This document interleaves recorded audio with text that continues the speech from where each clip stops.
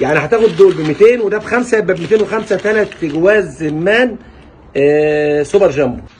تعالى بقى شوف بركه المولد النبي صلى الله عليه وسلم. تعالى بص يا سيدي، شوف اللي هينزل النهارده في صحه وهنا. تعالى بقى عشان جايب لك النهارده هدايا.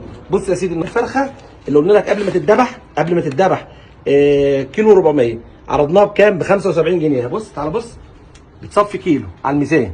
بص يا سيدي بقى، السمان قلنا لك الجوز الجامبو ومعاه جوز جامبو ومعاه جوز تاني ب 5 جنيه، يعني هتاخد دول ب 200 وده بخمسه، يبقى ب 205 ثلاث جواز زمان سوبر جامبو زي ما بيقولوا كده. يعني الجوز مش موقع 66 جنيه، يبقى السمان 2 ب 200 وعليه واحد ب 5 جنيه. تمام ان شاء الله. بص دول فرختين هم، الفرختين دول قبل ما يتذبحوا كان لهم ميزان معين، دلوقتي عاملين كام؟ معديين الكيلو ونص، عشان الناس اللي بتقول لك لا ده كيلو ايه؟ كيلو 200، لا دول معديين الكيلو ونص وب 55 جنيه. بص يا سيدي، تعالى بص على الميزان،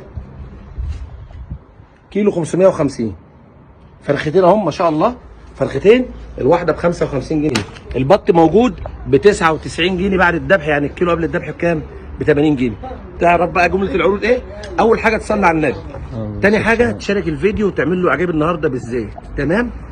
انا خدام والله ارد عليه ان شاء الله. نشارك الفيديو ونعمل له اعجاب. الحاجات دي ما شاء الله لا قوه الا بالله، ساعتين زمن هيبقى في فروع صحه وانا كلها. بص يا سيدي، الفرخه الكيلو و400 قبل الذبح بكام؟ ب 75. الفرختين الفرخه ب 55 جنيه. الجوز السمان ب 200 وعليهم واحد تاني جوز، يعني 6 فراري ب 5 جنيه الجوز التاني.